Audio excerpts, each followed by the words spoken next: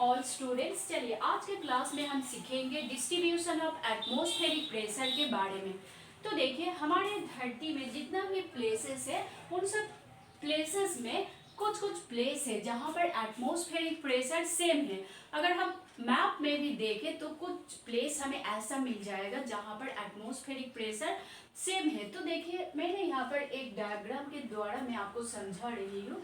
तो देखिए यहाँ पर एक रीजन, हमने दो रीजन दिखाया, पर देखिए यहाँ पर 4 पॉइंट्स से कुल मिलाकर हर एक पॉइंट्स हर एक प्लेस को डिनोट कर रहा है एंड हर एक प्लेस का एटमॉस्फेरिक प्रेशर सेम है। तो देखिए ये जो सेम एटमॉस्फेरिक प्रेशर का 4 पॉइंट्स दैट मीन्स 4 प्लेसेस है, तो इसको ज्वाइन किया एक इमेजिनरी लाइन है। इस इमेजिनरी लाइन को क्या कहा जाता है? आइसोबार कहा जाता है। सिमिलरली देखिए यहाँ पर भी 4 पॉइंट्स दैट मीन्स 4 प्लेसेस को रिप्रेजेंट कर रहा है। पर आइसोबार में क्या है ना, एटमॉस्फेरिक प्रेशर डिफरेंट नहीं होगा। आपको हमेशा याद रखना पड़ेगा आइसोबार्स में एटमॉस्फेरिक प्रेशर जो होता है वो सेम रहेगा। अब देखिए एटमॉस्फेरिक प्रेशर से हमें क्या पता चलता है? सो एटमॉस्फेरिक प्रेशर से हमें पता चलता है दैट मीन्स ये जो स्पेस रहता है आइसोबार्स में, ये हमें हेल्प करता है प्रेशर ग्रेडियंट समझने के लिए।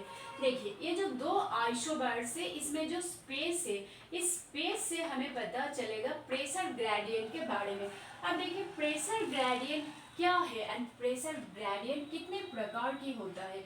तो देखिए प्रेशर ग्रेडियंट दो प्रकार की होता है। एक होता है स्टीप प्रेशर ग्रेडियंट एंड दूसरा होता है जेंटल प्रेशर ग्रेडियंट। अब देखिए स्टीप प्रेशर ग्रेडियंट क्या होता है ना, कहा गया है when spacing between isobars is less and isobars are close together. तो देखिए इस डायग्राम में अब देखिए तो यहाँ पर कुछ आइसोबार्स को मैंने रिप्रेजेंट किया। अब देखिए यहाँ पर कुल मिलाकर कितना कितना आइसोबार्स है? 1 2 3 4 5 6। सो 6 आइसोबार्स यहाँ पर प्रेजेंट है।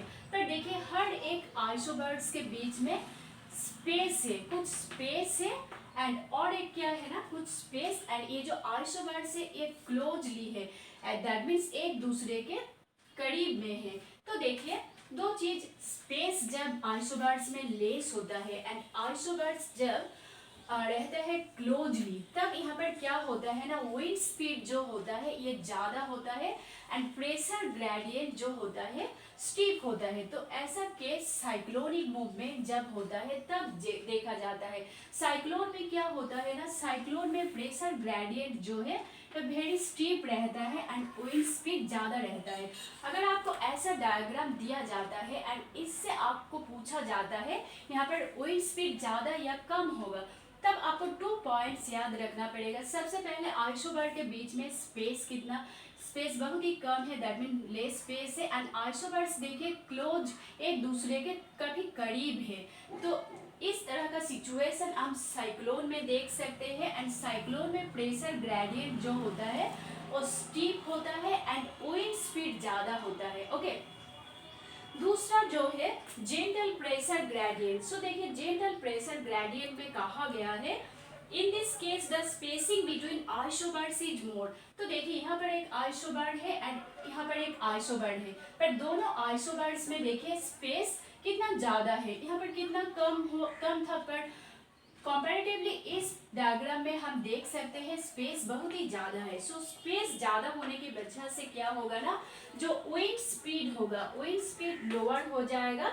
सो जब एंटी साइक्लोन होता है, एंटी साइक्लोन में जो प्रेशर ग्रेडियंट होता है वो बहुत ही जेंटल होता है एंड विंड स्पीड लेस हो जाता है। दैट मीन्स ज़्यादा स्पेस का मतलब है प्रेशर ग्रेडियंट जेंटल हो जाता है एंड विंड जो स्पीड होता है वो लो हो जाता है। और द अनदर हैंड आइसोबार्स में जब स्पेस कम होता है एंड एक दूसरे के करीब में प्रेजेंट रहता है आइसोबार्स, तब क्या होता है ना, तब जो विंड स्पीड होता है वो मोर हो जाता है एंड प्रेशर ग्रेडियंट स्टीप हो जाता है। ओके, तो हमने डिस्कस किया steep pressure gradient and gentle pressure gradient के बारे में एंड आइसोबार्स क्या है इसके बारे में। ओके।